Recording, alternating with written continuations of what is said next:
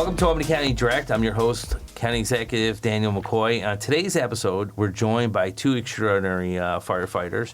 Sam Fresina, who's retired but was the president of 2007 in the City of Albany for 14 years, Sam? 14 years, yeah. 14 years. And now he's president of New York State Professional Firefighters Association, also joined by the current president of our extraordinary fire department. I can say that because I was a member for a while, of the City of Albany, 2007, Bob Mengel. Thank you for being here. Thank you. And how long have you been president now? 9 years. 9 years, yeah. And I just want to say to the listeners before I even start, you know, before I joined Albany and I was in the fire department at the airport, and there's only 21 members, and I was vice president. I go, this job is terrible. No one calls you to say you're doing a good job. It's always complaints, or they got in trouble, they got written up, and the ones that never get in trouble do their job are pissed off because they're like, why am I paying dues? I'm never in trouble, and it's never, you never do enough, right? Even though you say, hey, look at the contract we got, look what we achieved. They're like, well, why didn't you get this? We should have got 10%. So I go, man, that was like one of the most thankless jobs I ever had, because they were talking about me running for president. I go, yeah, no thanks. And even in my political arena all these years, I think back at that time as vice president, I'm like, yeah, this is better than that. And no offense to you guys, because firemen can be tough, right? Yes, it can. So, but I do want to thank you both for being here. And before we get started, I said a little bit about your backgrounds, but I like to, whoever wants to jump in, talk about your current roles. And a lot of listeners don't understand, they hear union, they hear fire department, but what it means your day to day. And then also, Sam, you stepping up and, you retired, but you moved on and now you represent all the fire department through the state of New York. You really like punishment. But again, you did join the Air Force. Yes. So, but please, Bob, you want to jump in first? Sure. I've been a professional firefighter in the City of Albany for going on 28 years, 27 and change. I've been on our union executive board for over 20 years and being a primary for most of those years and president, like I said, for the last 9. Day to day, I still work in the firehouse every day. Go to work, our schedule, 1 on, 3 off. And then every other day, I'm the president of the union.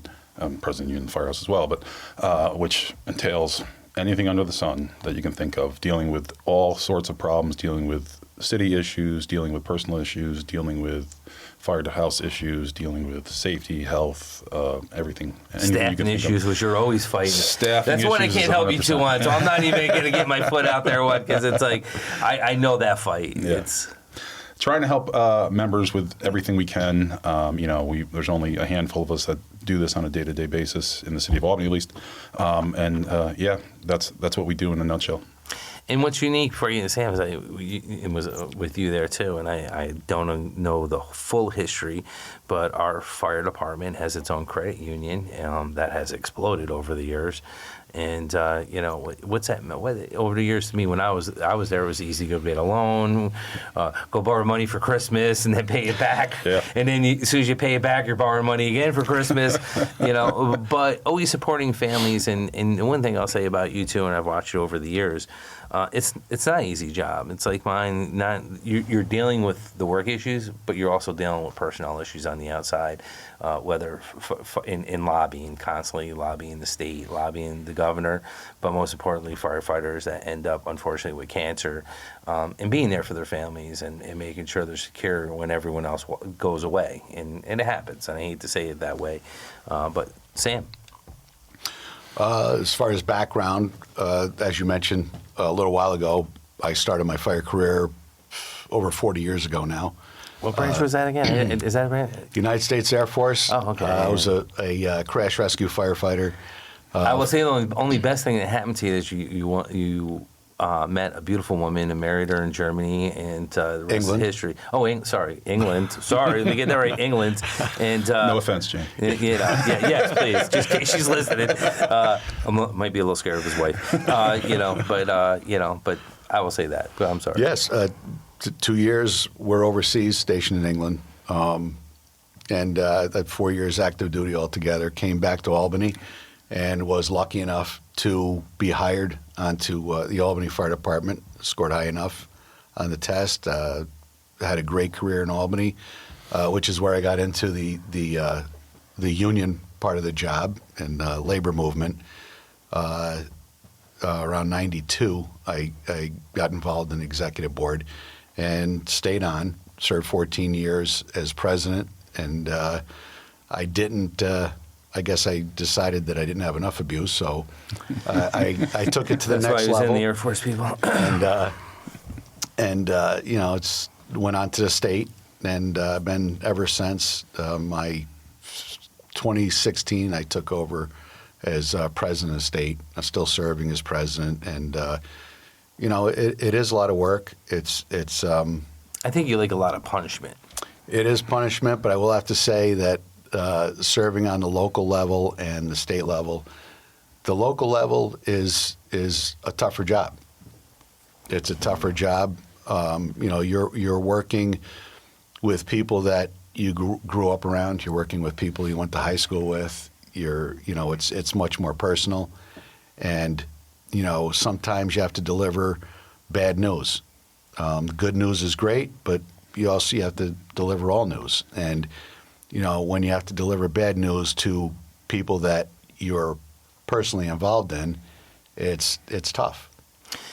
No, and you know, and here's one thing I used to chuckle when it was the firehouse. You're both a prodigy of your success, right? But your success is your failure. Meaning that I used to laugh. You do so good with the contracts, no one shows up at meetings, no one's complaining, and you know, you go to a union meeting, we can't even get a quorum, and everyone's happy till they're not happy, and then they show up, and then you're the Antichrist. And I've said that. I go. We used to joke, go, yeah, our union's gotten weaker because they've done such a great job with all the contracts and making sure we're being heard and lobbying. People just take it for granted now, and they don't realize the sacrifice that the men and women of the fire department made over the years to get the great contracts, the negotiations, the epic fights, the pickets, to get where you're at today. And they come in, a new firefighter comes in, and they're like, well, why do I need this union? Well, you know the benefits you have, not just the cancer bill and the health care and everything. Yeah. That's because of the job we did. And they kind of lose that insight, right? And I've watched it, and not just and I'm not just picking on the fire department. I'm seeing other unions do this. But I used to laugh. I'm like, yeah, we are getting weak. 2007 is getting weak because the presidents did too good of a job. Yeah, I mean, is that a fair statement? Weak? I don't know. All right, yeah. They're not going to admit, the firemen, ladies and gentlemen, they're not going to admit they're weak. Are we in a different place? Yeah, I will say this. Sammy was the union president when I came on the fire department, when I got hired by the fire department.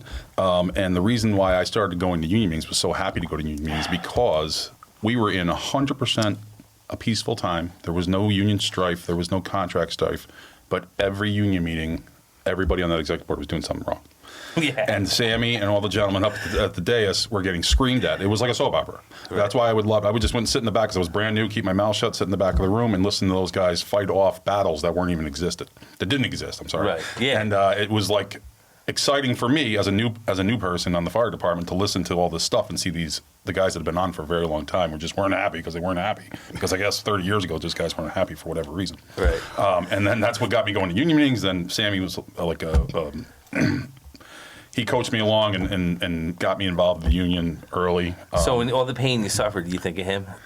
There's a little blame there, yeah. It's great. You'll love it.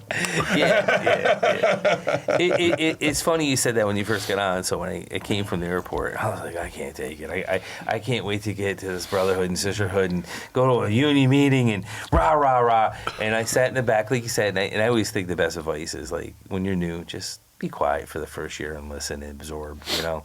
But you get the ones, and I'm like, oh my God, man. I'm like, I had this picture. I wish I never came to this meeting. I had this picture was, you know, kumbaya. Everything was so great. I'm like, look at the job they're doing. Look at the contracts they have, and like your impression. I'm laughing as you're saying it. I'm like, all right, it wasn't just me, because I remember sitting there going, oh God, I'm like, I just went from one fire to another, literally speaking, right? And so it's tough, and I want to say, like, you know, even when I was on, and I know Sam was advocating it, you've been advocating it, in years, the presidents before you, the fire chiefs before you. I don't know why we're the capital of New York State. Albany is a great city, and we all love working there. We love the city, but we've never had a training facility, even the police department, right? To me, it's made no sense, right? And as I looked at it, and we've talked about it, and I know the you two advocating for this constantly with, the mayor's office, then Jerry, and before Jerry Whalen, and before Whalen Corning, and it just never got done. It was never a priority of anyone. And when I say to people, things change, just like as the internet's changing, technology's changing, you got to stay up with it. And the firefighters need a training facility. They need one that's theirs. They need one built to their job, because this is the capital, and people don't realize. Not right now, because the state works at 50%, and hopefully it gets back to 100 again. But the amount of people in downtown Albany, or from the MVP arena to the Egg to the Palace Theater to all the little theaters, the 10 Steamer Engine 10, to all of them around, which I kind of forgot after all these years, but to all the little venues that people don't even realize, the amount of people are here and not knowing what you're rolling into every day and not getting the training, how it was so important. And it was something I wanted to address when I first got in as county executive, but we weren't in that situation, and it always stayed with me, and I know it stayed with you guys in the department, and I tried working with, and this, no pun intended to the chief until then. We were trying to work with him. We were trying to work with the city. We identify the spot. We couldn't identify a spot. Then we were outside the city, and the piece of property we got fell through. Yep. It was right on the outskirts. And I'm like, hey, Sam, we got this property. It's just a little bit out of the city. And we went back and forth. So I was kind of glad when it failed, because I'm like, oh man, he was not happy. They weren't happy. I go, firemen are never happy, right? Never. And I go, they're going to have to go literally 100 yards out of the city, but that was 100 yards out of their boundary. So, but it was good, and we found a spot. And I got to say to Mike Lally and my team, they identified a spot. They figured it out. It was 21 acres, and the only thing I say is that we ended up through the land bank selling it to the port, and now here I am buying it back. I'm like, this is so ironic. But it's 21 acres. It's at the port. It makes sense. You have the creek. You're surrounded. There's no residential. People aren't going to complain. Whether you have a live fire going on, and and build a state-of-the-art facility. But what's that mean? And I do want to say, first of all, I want to thank Sam, to the team that was on there. And, Chief Gregory went to the first go-around when we went over to Rensselaer to look at they built, because Steve McLaughlin did it for under $5 million. I'm like, well, why can't we do that here? It's a start. I'm not saying that's what you need, but we need to build, because Sam wanted to go bigger. I'm just trying to say, let's just get it done. But to the people, Adam, and to yourself, Bob, to everyone that was involved with the input, what do you have to say? Well, like you mentioned, we've been trying to do this since the 1990s. I remember having countless discussions with chiefs, mayors, Andy Hirsch, who was our vice president, and I forgot about Andy. My partner, Andy. We had chiefs' offices, bars, restaurants. We met anywhere you could think of, and we really pushed it. We never let it go. And even, we're both retired off the job, and it remained a priority. The last thing I was going to do was try to get this thing done. And as I mentioned at our press conference, the answer's right underneath our nose. You just got to go to a firefighter to get it done, because no one else knows how to get things done. But that is true. It has served me well all these years as county executive. People don't get it, even through COVID, they're like, you made some quick decisions. I'm like, do you know how long a fire department has when they pull up to a fire or EMS call or whatever the scenario is? They have to make a quick decision. Yeah. And it has taught me well, being county executive, because not all of them are right, but same thing with you. You're hoping you're making the right decision based on that quick, but I can. Yeah. Make a decision and stick with it. Yep. That's what you do. And it's really, it means an awful lot to us and all the people that we represent. Bob mentioned it, we are the capital of New York State. and to not have a training facility, to have to go quite a ways outside the city to rent a training facility, and an outdated training facility. We shouldn't have to do that. And you and your team made it happen, and we are very grateful. What people don't realize, and I can say this from being a firefighter, is the training that you need, and to have a facility that you can go to and be ready to respond. So when you're going to Colony or Bethlehem, that's time. Time's precious, right? Now you got a place where we do plan on buying fire rigs. I was actually going to go out and buy one, and I had I'll give it to him, even though he's a Marine that works for me, Lolly, but I won't say his name. He was like, he goes, "Do you really know what they need? You've been out a long time." And I'm like, "What's that friggin' mean?" And he goes, "Maybe we should just bring them in and let them tell us what fire apparatus they need to beat up and train on." I'm like, "All right, I'll give you that. I'll give you that." But I was so excited. I'm like, "We got to buy this. We got to buy this." And but we put the RFP out last month, and we had the press conference. And I do want to thank Sheriff Apple and his team, and Jerry Paris, thank you. I said it wrong too that day too. That poor guy, I beat him up that day. But he's actually drove me nuts, that guy. But he did a good job, like doing it, like pushing it out and what we could do, what it could look like. And I said this, I had to double check before you got here. We had, I think, like 70 people show up for the announcement, which we never get for anything. Trust me when I say that.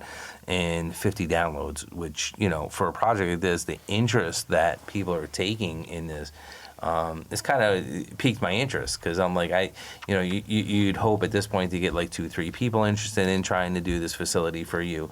But to have that much interest, and kind of like the College St. Rose, and I want to put the two in the same theory.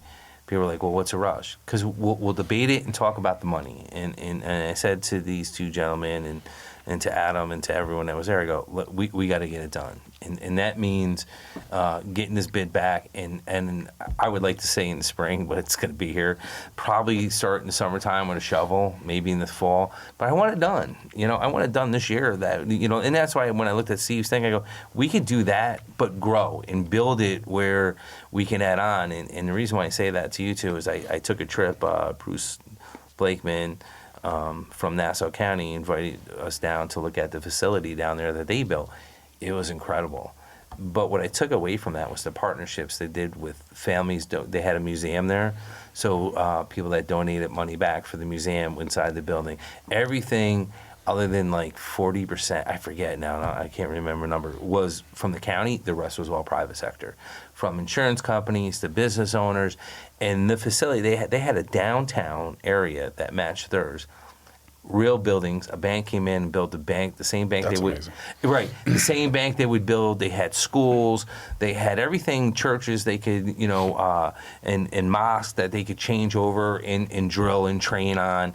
And I'm like, we really need this here, because we were talking about it at a county executives meeting, and that's why I got the invite to look at it. And I said, please keep Sheriff Apple away from this, because I can't afford this. But it was neat. And with 21 acres, we can do that. And one of the deals, like the city, and I haven't been there in years, and you two can clarify this, the garage that they work on, the fire apparatus, is so outdated. I go, you could build it there on this property. They can work on your trucks while you're training on other trucks, but your trucks are always ready to go. And what's the importance, like when you're in your training and you get a call and you got to get out of there, what's it mean to you to be that close? Bob and I can both. Personal experience.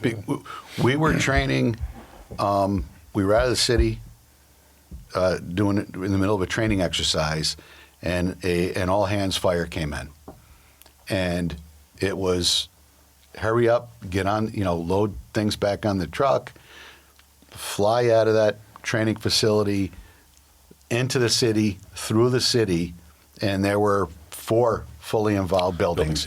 And it was, all right, choose a building, stretch a line, and start fight. And that was valuable time. Right. And we were manpower that was desperately needed. So, again, having this in Albany, being able to shorten that time span. Time response is everything. With fires, with EMS calls, and Yeah. I'll let you jump in. with Yeah, your- on that particular call, the truck that Sammy was on should have been there in the first 3 minutes of that fire. Instead, they were in there 40 minutes later. Right. Fire triples in size every minute. You can do the math. That's not good for the outcome of that particular incident. Having a training center in the city of Albany, first of all, it's going to be historic, right? That's why I think you have so much interest. I think people are going to want to be involved with the design of this. It's great that we're doing it. It's bad and great. It's great that we're doing it in 2026 because not 1986, because you like you said, the forethought to say that we're going to get our foot in the door and we're going to make sure that this can be expanded over time, if need be, Right. to see what we need in the future, and hopefully private and public partnerships help develop that. But having a training center in the city of Albany is going to dramatically affect, especially for all the fire departments along that 787 corridor. They're going to be participating in using this, including the Albany Fire Department, to have rapid response times, to have make sure that we can pick up and get to a scene in 6 minutes instead of 36 minutes. You know what I mean? That's going to be tremendous for the outcome, for the safety of the citizens of Albany, the safety of the Albany firefighters that are operating, whether it's an EMS call or a fire call. It's going to be tremendous. Which, we talked, and I'm glad you brought that up because I totally forgot. So this is just about the City of Albany. It's about Waterville, Green Isle, and Cohoes, all paid departments. Yeah. And I made it very clear, this is going to be a union facility. It's going to be a paid facility. But yes, as we're paying for it, it will be open when you're not training on nights and weekends to the volunteer community. But before we even got there, the last 2 years, we heavily invested in all the training facilities in the county because they're all down. And the first thing that suffers in any government is like, well, I can't spend $400,000 fixing that tower. We put in $3 million in the last 2 years outside the city to fix their facilities, to get their facilities state of the art. Unfortunately, Bethlehem turned into a whole other issue, but everywhere from Knox helping them with the firehouse and their facility out there for training, because they can't get off the hill. If they come down and train off the hill, guess what? You just said it. There's no one there to respond, so they have to train up there. So we've been making that happen, and this was the last piece of the puzzle. I do want to thank Joanne Cunningham, our chair, Wanda Willingham, our deputy chair, Dennis Feeney, our majority leader, and all the legislators that got involved. And I said, well, look, next step's going to be trying to fund this immediately. If I have to bond, I'm going to bond. I do want to. When I went down in Nassau County, it was a great model, but I'm like, I don't have time for this either, right? I mean, that's as we grow to sit there and say we've got interest from the state. There's training facility out in Riscony that they want to do stuff with here, and not just that. I remember when I went to the airport and the FAA wanted to build the training facility at the airport. Ended up in Rochester. I think Rochester, if I stand corrected. It's been a while. It ended up out there, but they wanted here. But the CEO at the time said, no, we don't want to give this property up at the airport, which they paid for the whole thing, the tower, the crash trucks. We would have had a state-of-the-art facility right there, and, unfortunately, decisions like that happen because people don't see the priority. And to me, and you can correct me, the two of you, which I will say to the listeners, they won't have a problem. This becomes like not just a recruitment tool, but a training tool to have firefighters come out in a safer way in training. I mean, if you want to take it from there. Well, Albany's always trained their own firefighters, and that's one of the perks of coming on through Albany. We didn't have to go, way in the middle of nowhere to do our training. It really was an advantage you went to school, to training from your house. For me, it was a 10-minute drive, and to have this facility now, we have a real facility to train at. It will provide much better training. There'll be some room, as we discussed. You're looking to have some room available for our training division if they move that there, and we're excited to take full advantage of this facility. We have a new mayor. We haven't had a chance to discuss this yet, but we're hopeful, and she's hit the ground running, so I'm sure that she would be interested. But there's a lot that Albany can do that would benefit Albany with this training tower. Not only saving money by not having to rent facilities. Now we have our own county facility in the city, but as you mentioned before, we can have mechanics there working on apparatus. You can have recurring training. We can have training for new firefighters. There's so many options that we'll now have available. It'll be great. It'll be great for the city response. Yeah, to piggyback off what Sam said, to have a state of the art. There's not much more important to a firefighter. Your personal safety equipment and then training. Right. Right. The job can be monotonous at times, but the things that keep us through and keep us sharp are training. We train every day. We and to have a facility in the city limits would just enhance that, right? Never the excuse that we can't get Colony, we can't get Bethlehem, they're tied up, someone else is using. We'll have access to something 24 hours a day, 7 days a week that we don't even have to leave the city for. That will be state of the art. The idea and the capability to have apparatus there that's stored, safe, locked up, so it can't be pilfered and stuff like that. We had apparatus stolen out of Colony before.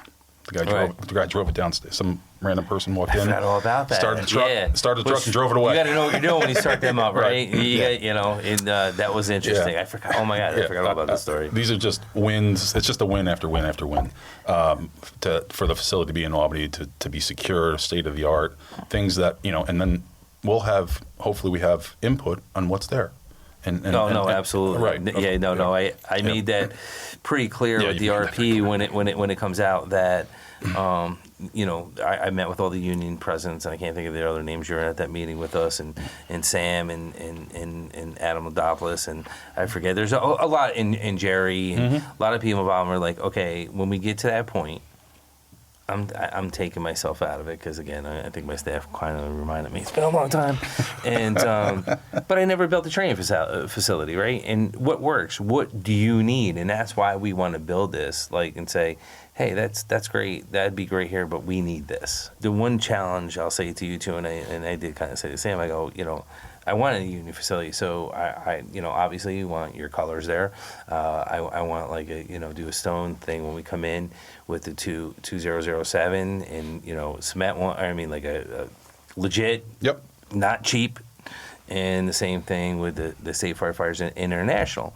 And then I also said I want to build a wall. I want people when they go through training, but through the history of Albany Fire Department, everyone that walked through, not the doors there, but so to speak, through the doors, right? And people, so they can go and say, oh, there's so-and-so, there's Jeff, there's, Jen, there's whoever, right? And they can point out, and they can bring their grandkids back later down the road and say, look, this is, if they want. It sounds corny to a degree, but to me it was important. And then my staff's like, how are we going to figure this out? I go, we're not. You could go to the museum and kick the ball back to them. If they fumble, that's their fault. At least we can say we tried the best to get all the names we could. And I got a picture in my guy donated to me. It's an old picture of the Albany Fire Department. Oh God, I want to say 1911 or maybe 18, and it was all when the fire department was triple the size. It's a great picture, and I go, you know what? That's going to be great to put down there, that type of history and how you have it. And I also said we're going to have a room for the union presidents to work out of if they need to, and also if they have union meetings, you want to hold them there too. It's going to be a union-run facility. I was hoping at that point to get a partnership with the city and have them run it, because obviously we don't have the time in the county. The sheriff doesn't, but we wanted the Albany Fire Department come in, take ownership, do it.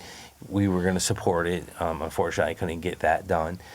We will do it, but I have talked to the new mayor, and she's interested in helping out. And I know they're in a different fiscal situation, but it's just nice to have let's look at what we can do to go forward.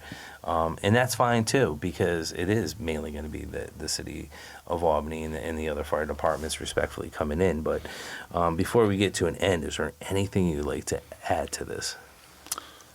I guess just to repeat or to add our thanks to yours, not only for your leadership and what you've done to make this happen. Does that mean you're going to be nice to me, you too? For a while. Oh, yeah. And Like you said, it's a new year. Right? and also as you said, this takes cooperation from the county branch and our county legislature and leadership at the county legislature, and they deserve a lot of credit for this. So we're just our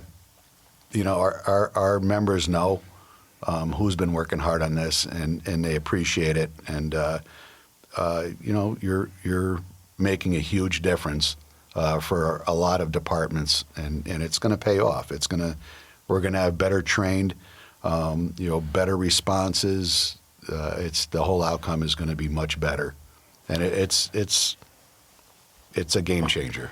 The one thing I'll say to listeners is what you were saying. I mean, you've been retired now 10 years? No. 15. Oh, 15. He said, all right, I got someone chuckling. 15 years, wow. And look, it's still so important as it was 15 years ago, or you go back, 35 years ago when you first became a firefighter, and, a real one, not the Air Force. And you went through all the training, but all these years later, what it means to people that are even retired, and again, and I love the ones giving me hell on the street, but they just don't believe it because they're like, we tried, we couldn't get it done. It was always been a failure, but just to see the passion the two of you have for this says a lot. It says a lot what this is going to mean as just not retention, but training, safety first and foremost, the safety of the training. And just to have it in the city and to be run by you, it's just going to be awesome. But Bob, would you like to end anything before I end?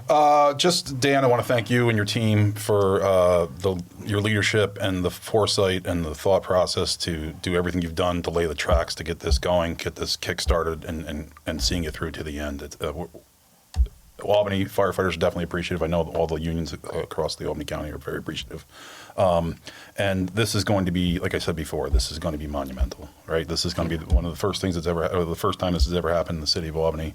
It's going to be state of the art. It's going to lead to better firefighting, better firefighters, and better care and safety for the citizens of Albany. So thank you again, and we appreciate it. No, thank you, and it has nothing to do that Bob's 6'9" on a good day, and and it has muscles that are bigger than my head. So I'm not afraid of you, Bob. I am not. But I do want to thank the two of you, and I'll say this before I end my little spiel that I got to do at the end of every show. But they were like coming up with all these fancy names, what to call it. I'm laughing. I said, well, Adam was a pain in my butt, but not that much. I go, Sam. So I'll announce it before. I said, let's call it the Sam Fresina Training Facility for all the work that you did as union president then and in the state and the advocacy you did for this. And as they were coming up with funny, good names, and I'm like, first of all, what are they? And one of them floated. They go, what have we called the McCoy trains? I said, they'll all kill me. Okay, I said the sign will be ripped down, and trust me, the firemen. Yeah, they like me right now, but once my name's up, I'm the one they're gonna say, this guy, he was not a fireman, And I go, so I go, you know what? I want to call it the Sam Fresina, training facility, and hopefully you're right, that's Sam. Well deserved. Yes. Wait, that ribbing doesn't stop with Dan McCoy. That ribbing goes.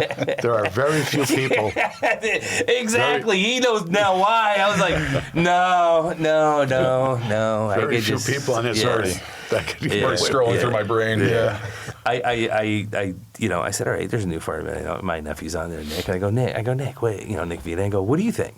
He started laughing, and I kind of thought it was going to happen. No way, And I go, I know a better candidate, and instead of a name that means nothing, and I'm like, hey, you've fought for the union, continue to fight for the union, advocated this project wholeheartedly, you and Bob, and I did bounce it off of him. Not that I was afraid of him. I just wanted to see what he had to say. And I think he had the same reaction. Better him than me. 'Cause, people are like, hey, that's an honor. If you're in the fire service, you kind of understand where I'm going with this. But I do want to thank you. And I would like to thank the two of you for joining me today and for the work you are both doing.